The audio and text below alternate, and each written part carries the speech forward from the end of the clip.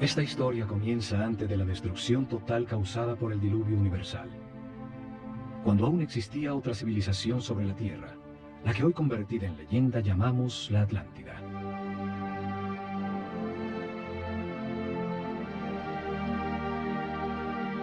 Tenían una sabiduría producto de la evolución de la conciencia del hombre durante miles de años, de las verdades comprendidas sobre el funcionamiento del universo y del proceso que llamamos vida. El estudio de las constelaciones les reveló que la humanidad era una unión viviente entre el cielo y la tierra, que las estrellas y los soles la afectaban, formando estaciones, ciclos y ritmos.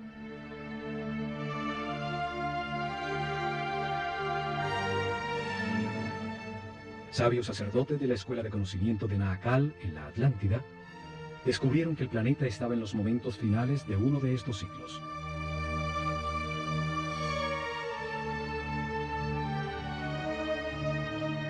Advirtieron sin ser oídos que una catástrofe inminente destruiría las estructuras que organizaban la vida del hombre.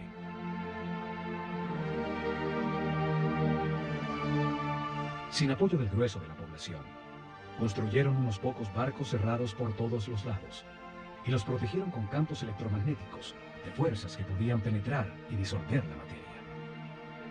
Dirigidos por el sumo sacerdote Chiquitet Arelish Bomantes, subieron a bordo con sus familias, unos pocos instrumentos, algunos animales domésticos, y hacia el este se alejaron de la Atlántida.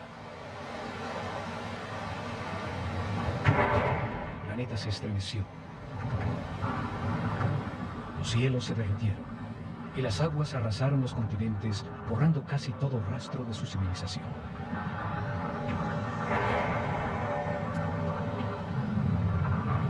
Como evidencia, en dos lugares muy cerca a Egipto, se encontraron unas gigantescas losas de piedra, llamadas megalitos, que por su enorme tamaño, peso y difícil ensamblaje, demuestran una tecnología desaparecida, seguramente de la civilización atlante.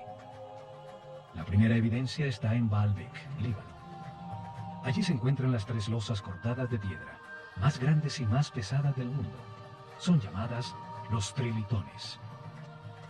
Cada gigantesca losa pesa 1.200 toneladas, mide 25 metros de largo, 8 metros de ancho y 5 metros de alto.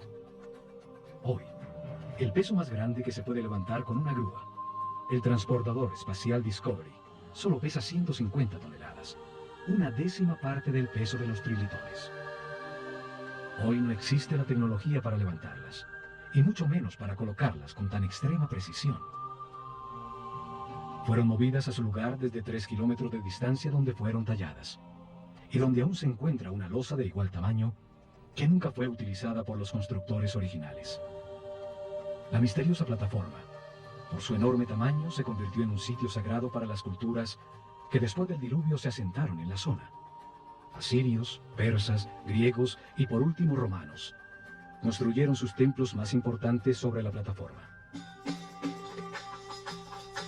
La segunda evidencia está en Jerusalén, la ciudad sagrada para 3 religiones. Allí existen otros de estos megalitos, unas gigantescas losas de piedra, cada una con un peso mayor a 800 toneladas. Por su enorme e inexplicable tamaño, también se convirtieron en sitio sagrado alrededor de los cuales creció Jerusalén. Forman parte de la enorme plataforma que sostuvo al templo de los judíos y que hoy soporta la mezquita de El Aqsa y el Domo de la Roca. Las losas son parte de los cimientos del mismo Muro de los Lamentos. Hoy se llega hasta allí por un túnel que descubrió las enormes piedras. Los megalitos de Baalbek y Jerusalén formaban parte de construcciones desaparecidas por el cataclismo universal. Lograron permanecer en el sitio por ser tan masivas. Este cataclismo destruyó la civilización atlante. Sucedió alrededor del año 10.900 a.C., cuando el sistema solar atravesaba la constelación de Leo y quedó registrado en los libros sagrados de todas las culturas del mundo.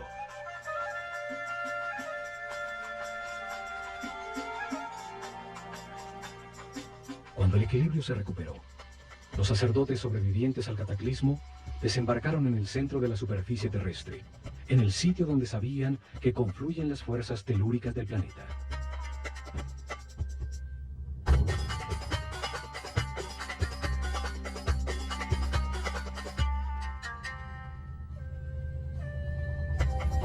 Esperaban utilizar estas fuerzas para impulsar el pensamiento del hombre, construyendo masivas formas piramidales que resonaban, concentraban y transformaban la vibración fundamental del planeta en energía. Seres muy avanzados espiritualmente, tenían un concepto de progreso que no estaba basado en la adquisición de comodidades materiales, sino en lograr la paz y la armonía interior, en transformar un limitado hombre animal en un superhombre. Estos sacerdotes, en un momento que llamaron el Septepi, el tiempo nuevo, vieron resurgir de las aguas un largo y estrecho oasis, una fértil tierra rodeada por un desierto protector bordeando un largo río. Lo llamaron Egipto, la tierra que emerge de las aguas, el país de un solo río, el Nilo, con las mejores condiciones para gestar una nueva civilización. Los sacerdotes vieron el cataclismo como una oportunidad para orientar la humanidad hacia un destino más alto y estructurar en este nuevo ciclo una sociedad dedicada al perfeccionamiento espiritual.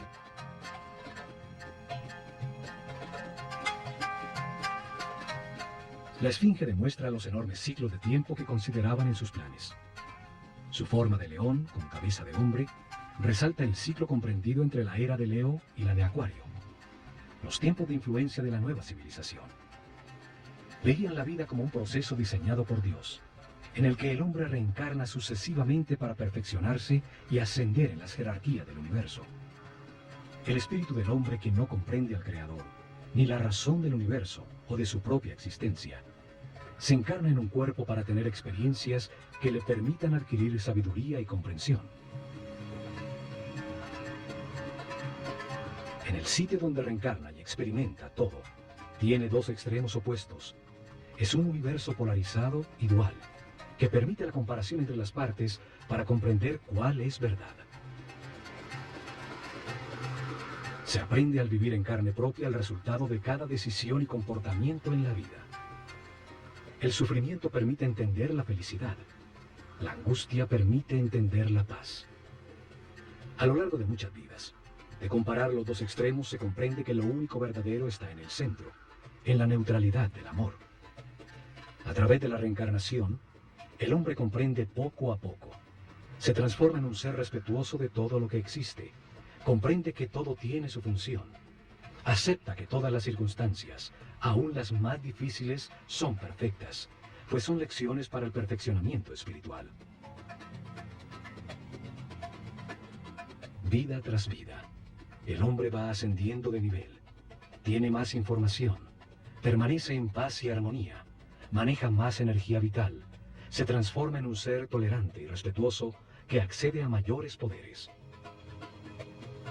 Comprende que en el universo dual, en las circunstancias contradictorias, lo único que no tiene polaridad es el amor. El amor es neutro, como Dios. Con el zodíaco de Denderah, enseñaron que este proceso de aprendizaje toma a cada espíritu un ciclo cósmico, 12 eras zodiacales.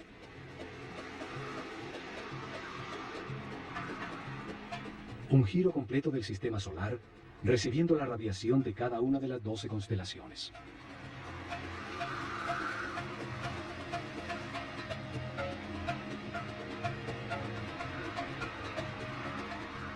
Durante estos 25.920 años, reencarna 700 veces en distintos cuerpos, lugares, tiempos, circunstancias, condiciones y personalidades. En cada vida aprende algo distinto. Cada vez nace influenciado de distinta manera por las fuerzas que irradian las estrellas. Así, todo ser vivo cumple un ciclo cósmico, en el que recibe la energía de las 12 constelaciones, la influencia de los cielos, que marcan ritmos y producen distintos estados. Conociendo la relación de este proceso de aprendizaje, de las vidas del hombre en la Tierra, con el movimiento del planeta y del sistema solar, a través de las constelaciones, rigieron sus planes por las estrellas. Estructuraron un método para revelar información sobre Dios, el universo y el proceso de perfeccionamiento durante miles de años.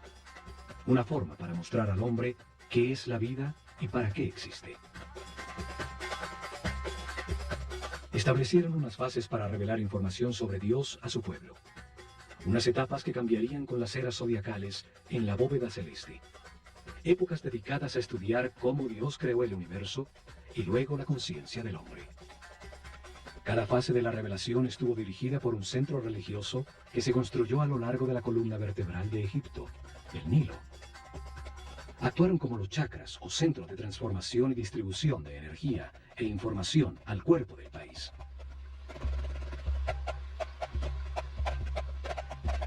Desarrollaron en 4 épocas, 4 centros religiosos, cada uno dedicado a explicar y lograr comprensión en el pueblo sobre una fase del Génesis. Cada uno dedicado a un momento distinto del único Dios, con nombres y formas simbólicas distintas.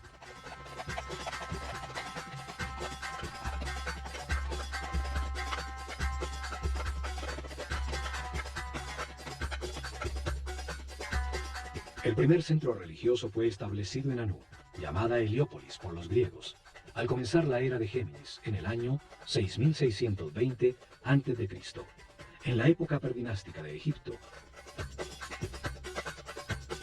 Una era dedicada a la simetría en el arte y en la arquitectura.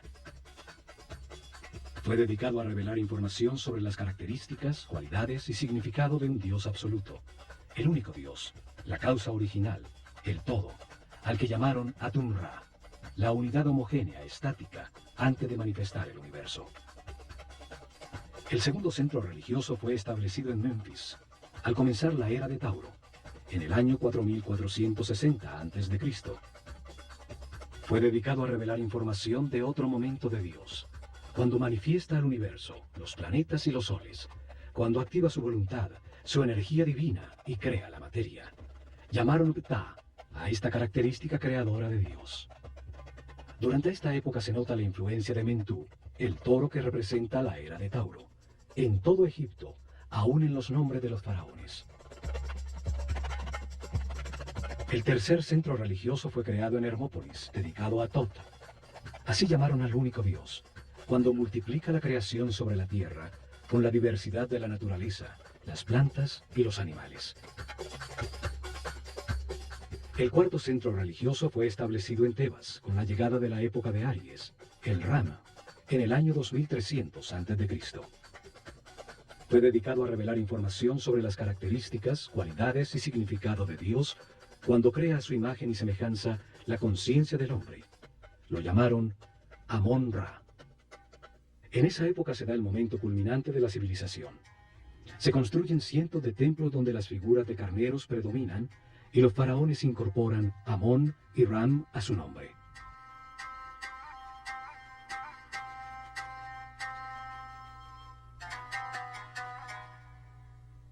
Los cambios de era o constelación zodiacal determinaron la duración de cada fase de la revelación.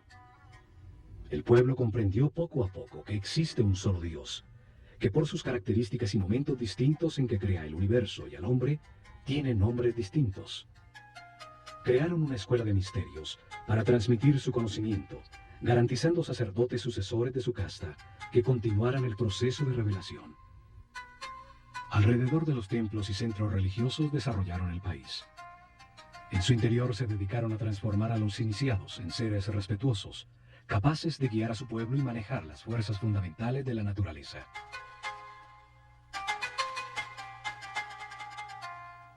Escogieron sus discípulos entre todos los niños de Egipto, por el nivel de conciencia y de sensibilidad que demostraban, dándoles la posibilidad de dedicarse a una vida de sacerdocio.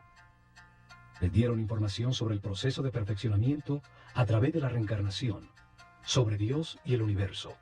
Les enseñaron ciencias, arte, religión y filosofía. Los entrenaron en ejercitar su autocontrol.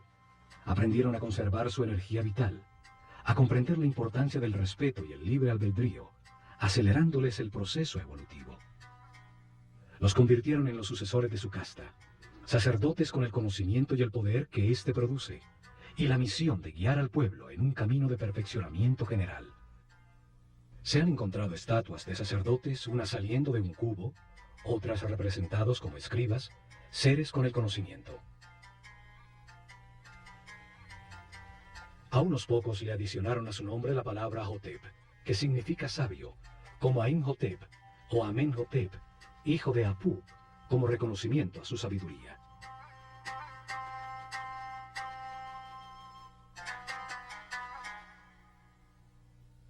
Es en los templos donde concentraron el conocimiento, el poder, la riqueza material y espiritual.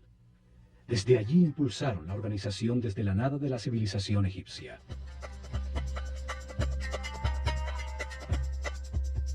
Utilizaron el ojo de Horus como símbolo de esta cerrada organización de sacerdotes, que dirigió los destinos de Egipto por miles de años, desde las sombras detrás del faraón.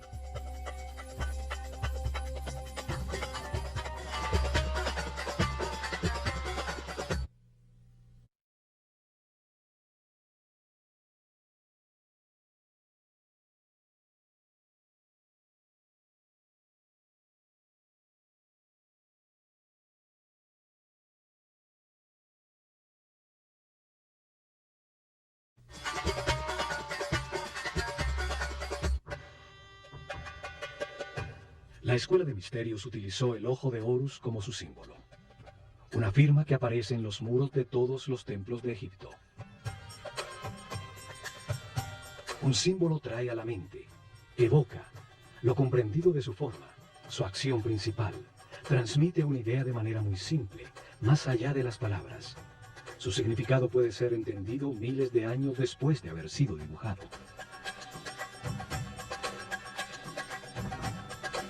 Los ojos son el sentido del sol, el origen de la vida. Actúan percibiendo su luz y las vibraciones de color. Transmiten a la mente la intensidad y la fuerza del fuego. Los ojos son las terminaciones nerviosas que perciben la voluntad divina, la intensidad de la luz, la fuerza de Dios que los egipcios llamaban Fi. La fuerza que condensa el espíritu en la materia, dando lugar al universo, el sitio de experimentación de la conciencia. Son los únicos nervios que salen a la superficie del cuerpo y que podemos observar en su funcionamiento vital. Florecen dentro de esferas llenas de un líquido blanco cristalino. Los ojos simbolizan la dualidad. El ojo izquierdo es solar, sensible a lo negativo. El derecho es lunar, sensible a lo positivo y afirmativo. Cruzan su información para producir la imagen mental correcta del espacio. Simbolizan la experimentación de la conciencia en un universo de contrastes, para encontrar la verdad por comparación entre las partes opuestas. Reaccionan a la luz activa del sol, produciendo en la mente la verdadera luz, la energía vital luminosa, una luz invisible que hace posible la inteligencia y la comprensión de la realidad. Los pájaros evocan la acción de volar, la libertad sin limitaciones materiales. El halcón es el pájaro que mejor ve.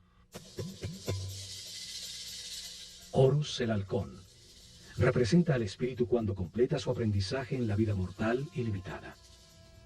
Cuando comprende las verdades del universo, porque las ha verificado en muchas vidas, y se eleva sobre las limitaciones materiales, sobre el tiempo y el espacio. El ojo de Horus es la conciencia inmortal que todo lo sabe, que todo lo ve. Puede volar muy alto sobre todo lo que existe o fijar su atención en cualquier detalle. Evidentemente, los sabios sacerdotes se veían como los observadores y los guías de un proceso de perfeccionamiento hacia la luz. Por eso su símbolo era el ojo de Horus, el ojo que todo lo ve.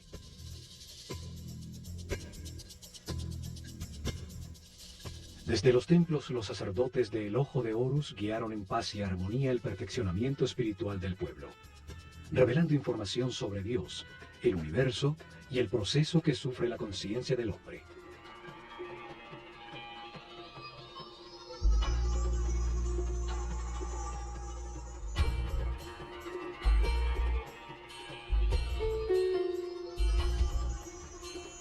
Protegido del exterior por altísimos muros, cada templo era un enorme complejo donde vivieron miles de personas, hombres y mujeres por igual, pues no había distinción de sexo.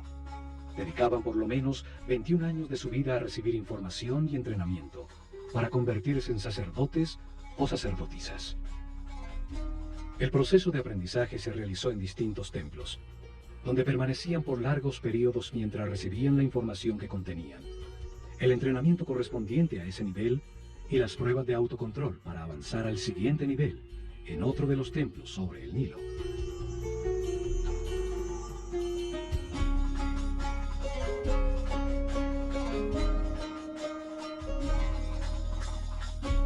Cada templo fue una biblioteca viva con información especializada. Cada uno tenía una lección distinta sobre el universo o la razón de la existencia.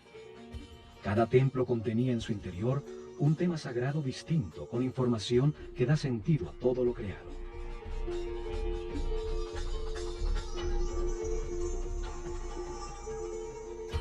El nivel básico se realizaba durante los primeros 7 años, cuando recibían información general sobre el universo y entrenamiento para manejar los centros energéticos más bajos del cuerpo.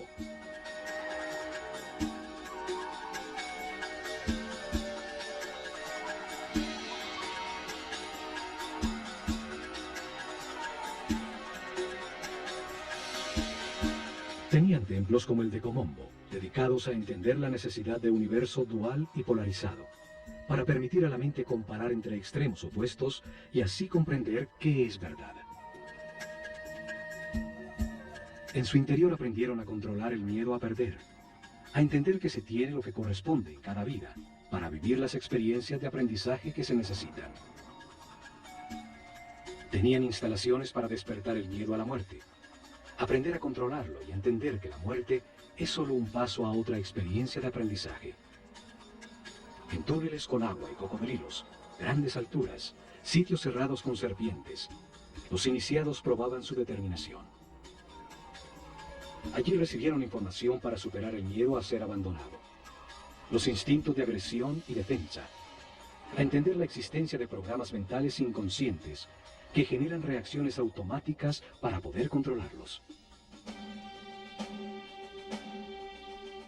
En el templo de Luxor, en Tebas, se transmitieron los conocimientos que tenían sobre el funcionamiento del cuerpo y entrenamiento para lograr que la conciencia no se identificara con él.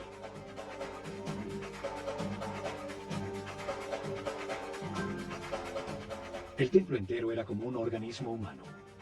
Cada salón representaba un órgano con información en sus muros sobre su función principal, el beneficio que el organismo total obtenía al realizarla y su relación con otros órganos.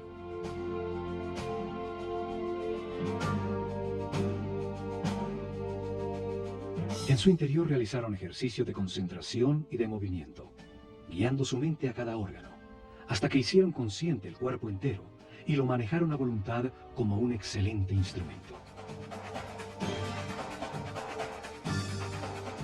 Varios templos con sacerdotisas de Neftis e Isis estaban dedicados a transmitir información y entrenamiento sobre las percepciones físicas, las emociones y deseos carnales del cuerpo, su diferencia con las emociones superiores, la intuición y la inspiración.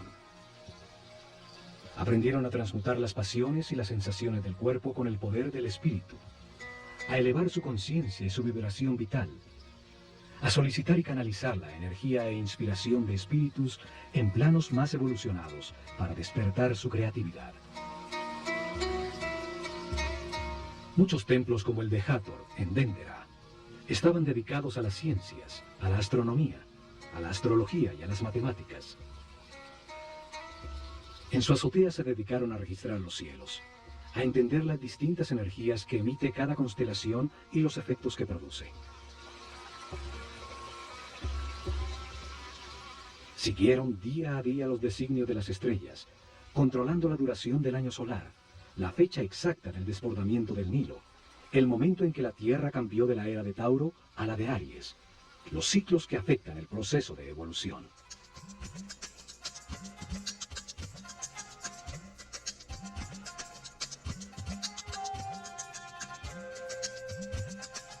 Luego de recibir información dirigida a la razón y entrenamiento para controlar sensaciones, emociones y pensamientos, dedicaban otros 7 años al lado derecho del cerebro, a la inteligencia del corazón, a encontrar la diferencia entre el pensar y el meditar.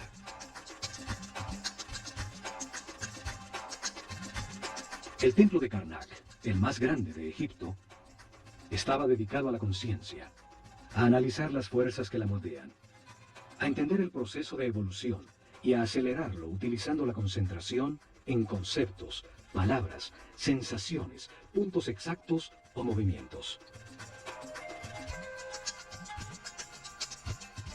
Aprendieron a concentrarse en sí mismos, a diferenciar entre el yo superior y el ego, a identificarse con un ser u objeto externo hasta sentir y transformarse en lo que se piensa. Realizaron ejercicio de telepatía en cercanía física, luego a distancia en un momento determinado del día, hasta aprender a comunicarse mentalmente en cualquier momento.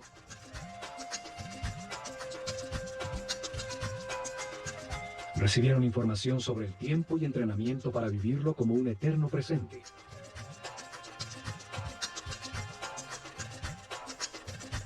Entendieron que pensar es comparar para conocer, y que cuando todo se sabe ya no se piensa ni se compara. Aprendieron a cambiar de estado o nivel vibratorio, a manejar las circunstancias externas, logrando el equilibrio emocional como una decisión mental interna.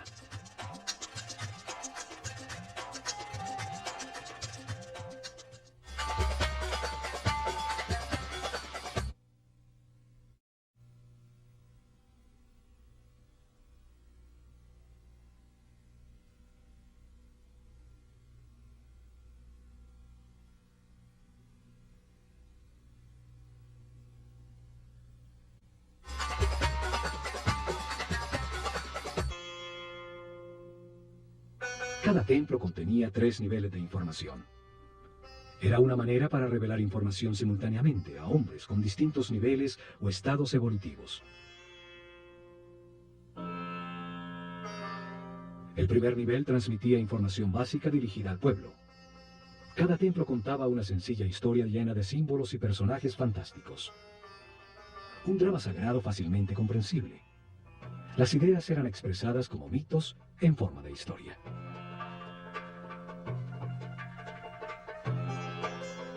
El mito, la historia fantástica, fue utilizada como un método para revelar al hombre un mundo que solo entiende imperfectamente. Los mitos cobran vida con solo creer en ellos. Inventaron personajes con características simbólicas, con formas que traen a la mente su función y actividad principal, que participaban en sencillas historias, parábolas que cuentan verdades sobre la naturaleza humana, sin lo árido o lo abstracto de la filosofía o la metafísica. El pueblo recibió información sobre cada tema sagrado al escuchar la historia central de cada templo, al conocer las debilidades y fortalezas de cada personaje, las circunstancias que atraviesa y la manera como se resuelven.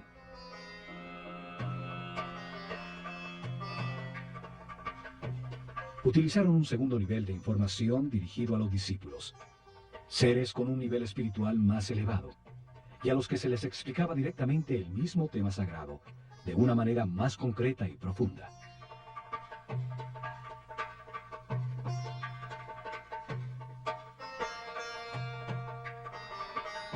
Para ello utilizaron las escenas descriptivas del mito, talladas en los muros del templo.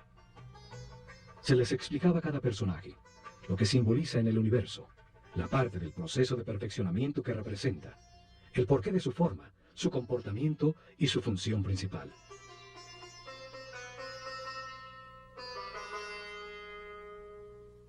La sabiduría de los sacerdotes de El Ojo de Horus es evidente en la historia que cuenta cada templo, en las formas que utilizaron como símbolos.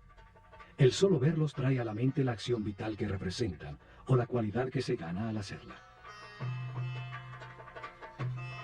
Al utilizar hombres con cabeza de animal como símbolos, los transforman en ideas que evocan la característica vital del animal. Traen a la mente la función que el animal cumple en el universo.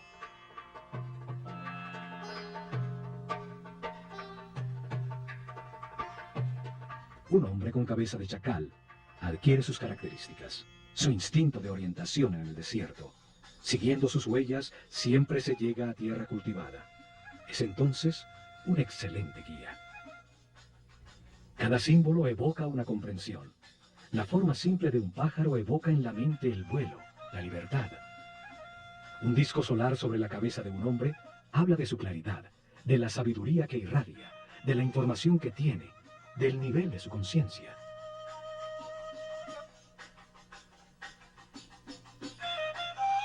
Estudiaron detenidamente los animales e insectos. Así recolectaron un profundo conocimiento sobre su vida, sobre su actividad principal, sobre sus características vitales, los hábitos que desarrollaba para lograrlo, su dieta alimenticia, la duración de su gestación, sus hábitos sexuales, el sentido principal de su existencia.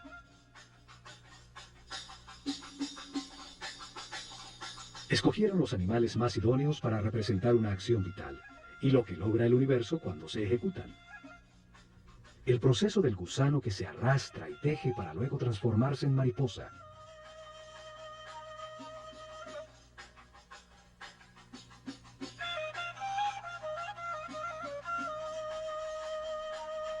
Entre todos los pájaros, el halcón es el que mejor ve.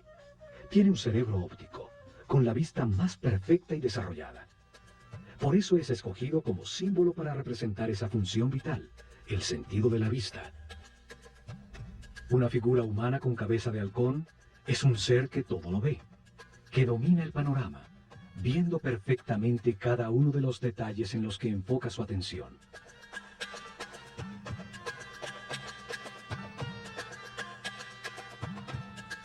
Estas figuras llamadas dioses o néteres por los egiptólogos que creen que Egipto era politeísta y que adoraba a los animales, solo representan una acción vital, un comportamiento que transforma y perfecciona. Cada acción importante de la vida tiene un símbolo que la representa. Comunica la transformación que ocurre en la esencia del individuo que la ejecuta, lo que se obtiene. Un par de brazos indican adoración, unas piernas la acción de caminar, una boca la acción de hablar.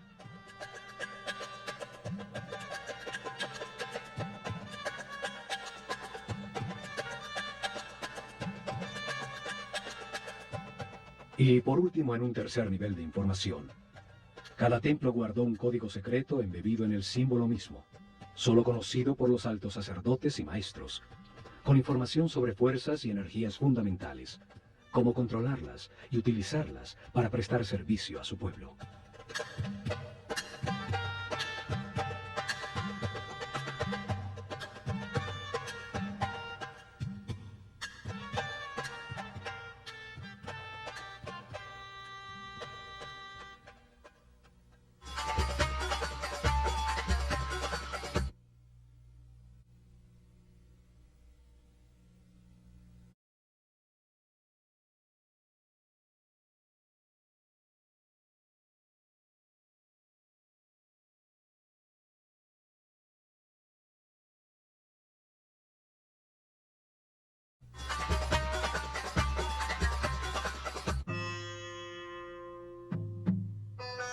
En templos como el de Horus en Edfu, el sumo sacerdote dirigió a los discípulos más evolucionados a desplazar su conciencia en el tiempo, abriendo el inconsciente para revivir y comprender las vidas pasadas en su proceso de reencarnación.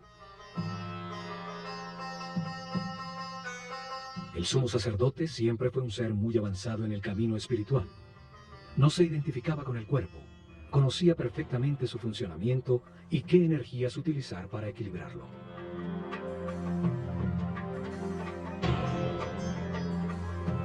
Controlaba desde su centro nervioso en la corona el más alto nivel de energía vital.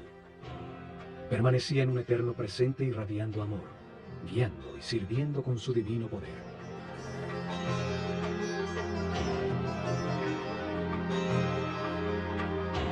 La materia solo recibe, se contrae. El dar es radiar. Es una característica vibracional del espíritu. Los seres de cada nivel reciben y transmiten a sus niveles inferiores.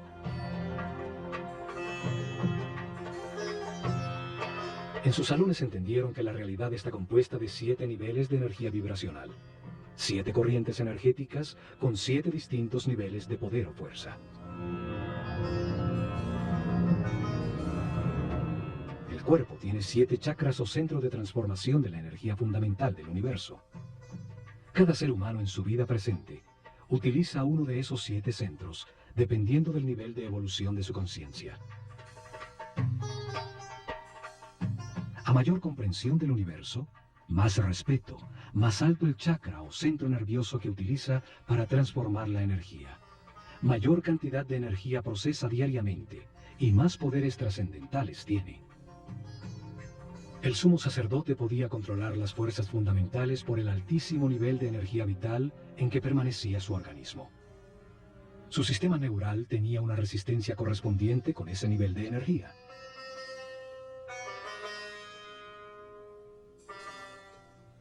Así, en todos los templos de Egipto, los iniciados recibieron información y entrenamiento.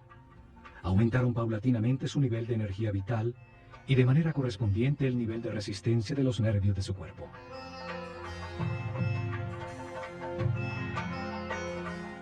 Aprendieron a mantenerse en paz, armonía, a respetar todo lo que existe, a aceptar la perfección del universo para conservar sus niveles de energía vital en el camino de perfeccionamiento que lleva a la omnipotencia, al control de fuerzas y energías superiores. Una intensa preparación física, mental y espiritual que terminaba con el momento de experimentar la totalidad y la nada, lo manifestado y lo inmanifestado, y recibir en una pirámide una poderosa energía que permite vislumbrar el séptimo nivel de conciencia. Durante la era de Tauro, se dedicaron a experimentar con una forma piramidal de tecnología resonante que transformaba las vibraciones del planeta en energía. Un conocimiento heredado que había de llevar a la práctica.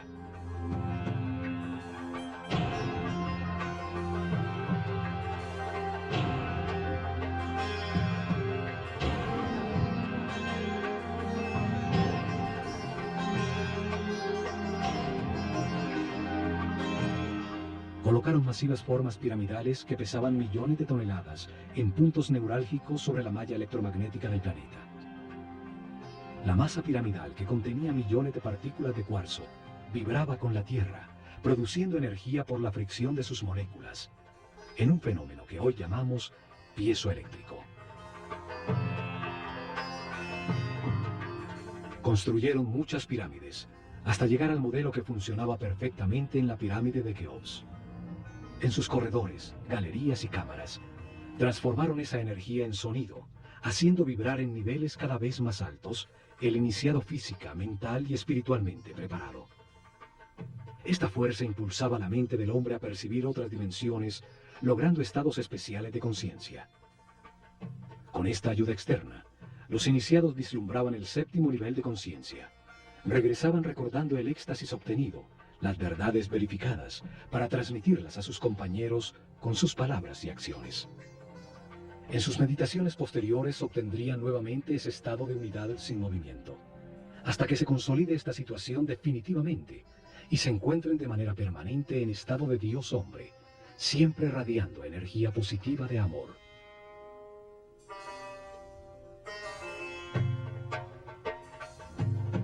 Los conocimientos sobre la forma pura del universo, los bloques básicos con los que se organiza la energía y la materia, fueron fundamentales para el desarrollo de la civilización egipcia.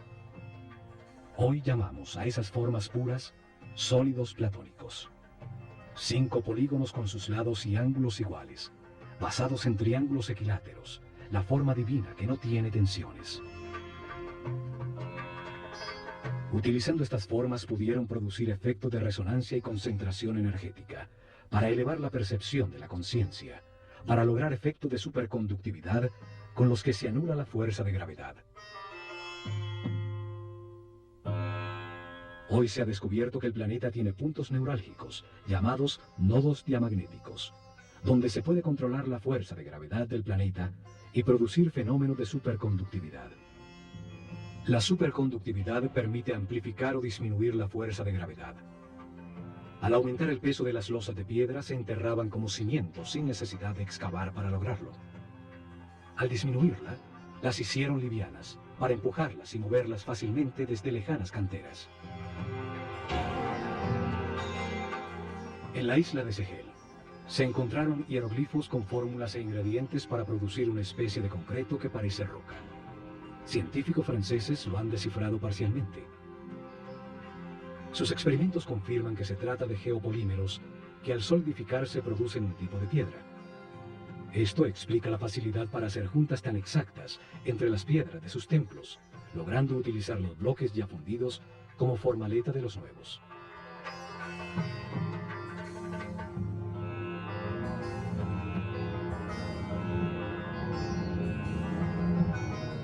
Pero lo más importante fue su visión de que la vida es un proceso diseñado por Dios para ampliar la conciencia del hombre. Que el espíritu del hombre se encarna repetidamente en un cuerpo para comprender la armonía por los resultados de sus decisiones.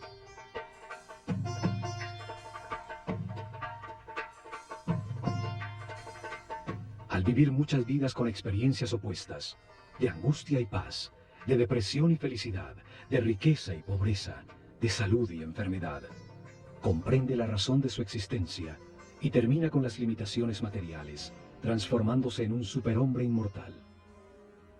Un ser que no pierde en la muerte la conciencia o la información acumulada. Un espíritu sabio al final de un proceso que sube otro peldaño más en la perfección del universo.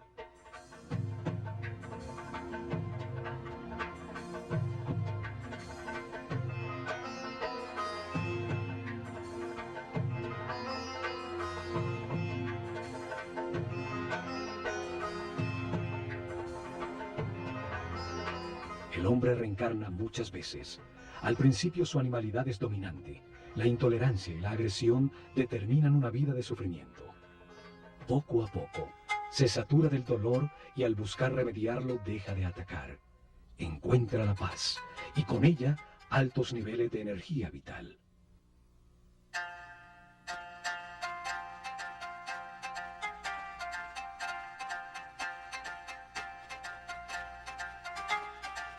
Con la información del proceso de perfeccionamiento y de las leyes que lo regulan, los egipcios mejoraron su vida. Aceptaron los momentos difíciles como parte de su camino de aprendizaje, logrando permanecer en paz y armonía.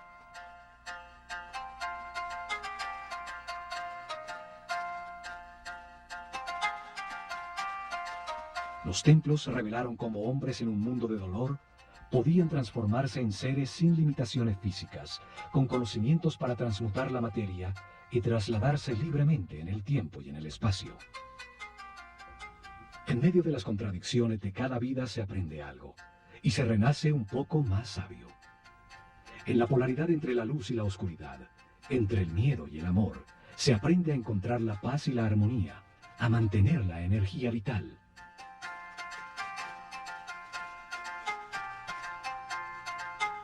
Al experimentar en carne propia los tormentos y la angustia que producen la ira, el odio, el rencor o la venganza, se comprende el valor de la armonía.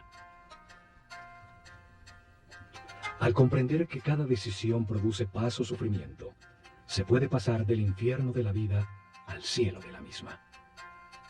El pueblo entendió que todas las acciones de la vida diaria, pescar, sembrar, cosechar, son una manera de acercarse a Dios, de ser más perfectos cada día. Lograron una comunidad en paz y una felicidad tal, que cuando el historiador griego Heródoto visitó Egipto en el año 500 a.C., no pudo menos que afirmar: de todas las naciones de la tierra, los egipcios son los más felices, sanos y religiosos.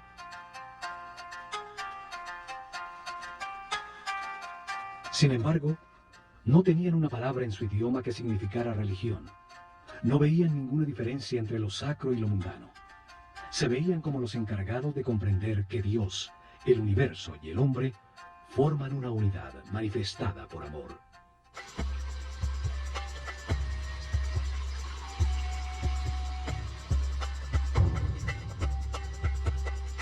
En estos programas del Ojo de Horus, veremos el mensaje que los egipcios transmitieron en sus templos: que todos los hombres avanzan por un camino de perfeccionamiento que toma muchas vidas.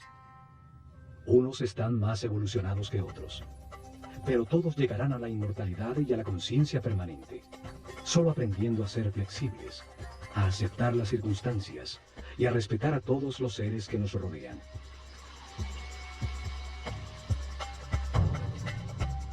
El camino puede ser de sufrimiento o de paz y armonía. Depende que se valore lo que se tiene y se agradezca la oportunidad de estar vivos para tomar conciencia que fuimos creados por amor.